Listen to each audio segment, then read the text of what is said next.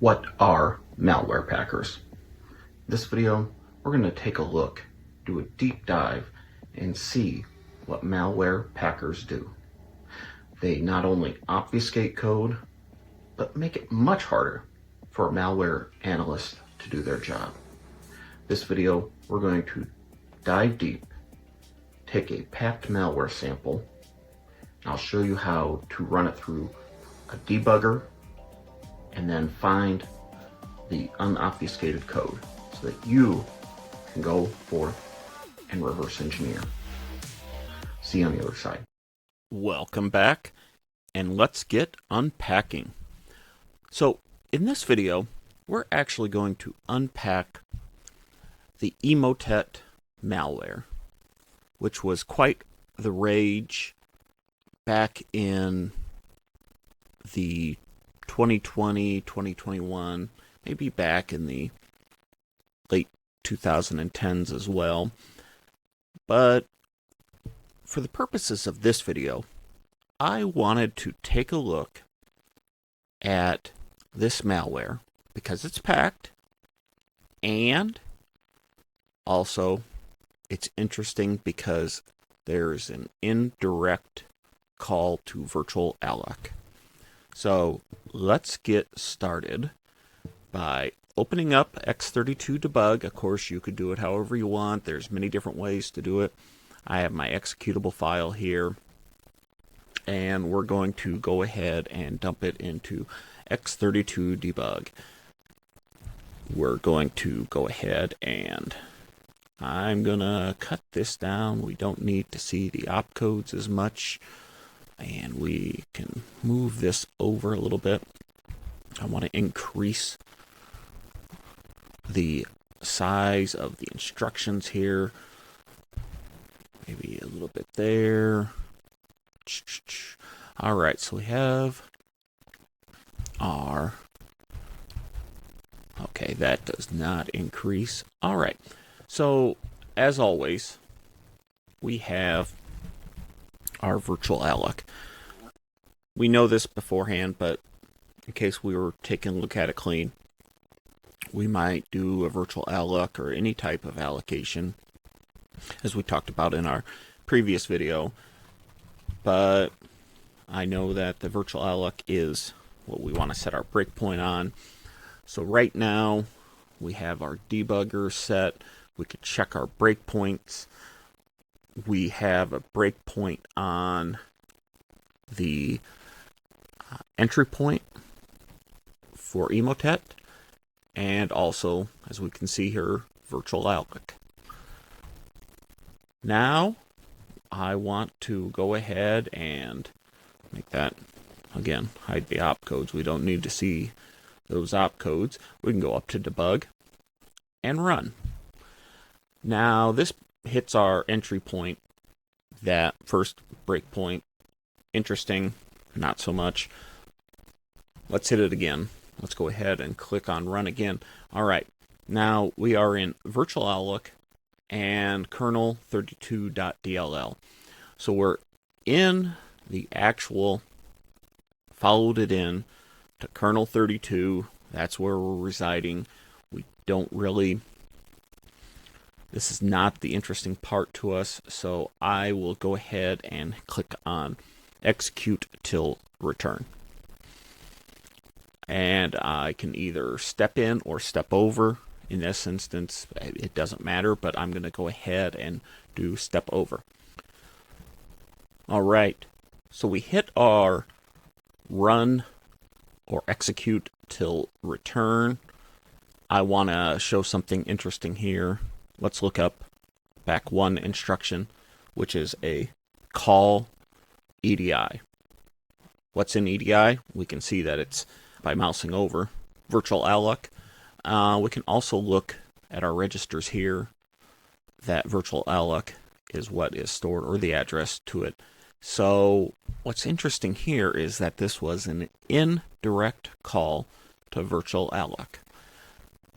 So some things of interest that we'll note here is what we had come back to this type of activity may illustrate that these pointers, or what's here, and I want to go ahead and follow and dump the selected address. This dump may be the address here may be what is actually what's unpacked. In other words, in the previous videos, EAX was where VirtualAlloc, that was the address that was returned. Since this is actually an indirect call, we're going to go ahead and take a look at these pointers, the addresses to these pointers. I don't see any MZ or magic header here. I'll just go ahead and let's move step over. I'm going to go ahead and dump this into selected address. And it's only 28 or plus 28 and then 2C or hex that. So yeah, it's just a little bit more. And again, it looks still gibberish. I don't see any magic headers. What we can do now is click on run again, and then that should take us to our next where VirtualAlloc was called again. Again, we're up here in kernel 32. So let's go ahead and execute till return, and we will step over this. All right, now this brings us back again. We see that what's interesting here is that it's another indirect VirtualAlloc call to EBP. EBP now has the VirtualAlloc, and let's go ahead and actually follow this in dump to see maybe if this is the magical address that'll have our magical header. So we clicked on that. We're gonna take a look here, and actually 1 second, I'll go ahead and step over that. Let's step over it again and go ahead and just do some searching. And here I see this program cannot be run in DOS mode. Wonderful. The MZ headers right here. I'm going to go ahead and click on that. So here is that MZ header. This is where we want to go ahead and follow in memory map. And we're going to see here read, write, and executable. So this is the address. We're going to dump that memory to file. I'm going to go ahead and put this on my desktop and just hit save. And we're going to go back to the CPU. And actually, I'm going to minimize here because I'm going to do a little shortcut for our Hex Editor. So I have this Hex Editor here where we're going to go ahead and open our Emotet. Let's see where, there it is. And we have it pulled up here.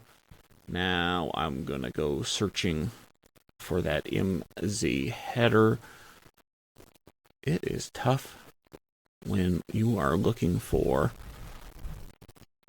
and actually I'll show you the shortcut that I should have used there. MZ, okay, there it is, 4D5A. Now we're just going to go ahead and go above that and delete this whole thing. All right, we now have our MZ header. I'm gonna go ahead and just save it through the same file. And to verify that we can actually take a look at this, I'm going to open up Binary Ninja, open, and we'll take a look at our desktop. And let's see here, we're going to go ahead and we don't need the backup one. So double click on that. It already should recognize that it is a Windows 86 program. All right, and now we see that it's brought in. We see that it's analyzing. We've successfully brought the Unpacked malware into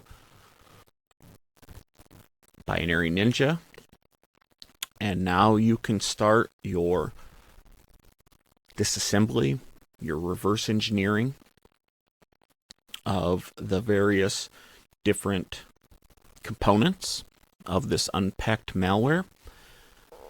So make sure to take a look at my other previous videos on this subject, because this one we took a little bit of a different approach, where we set the breakpoints maybe just a little bit differently, or we ran through it a little bit differently, but we got to the same Unpacked solution, where you can then save it and be able to drop it into your favorite disassembler.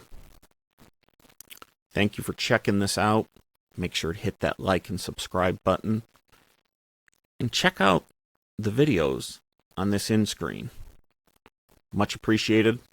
Thanks.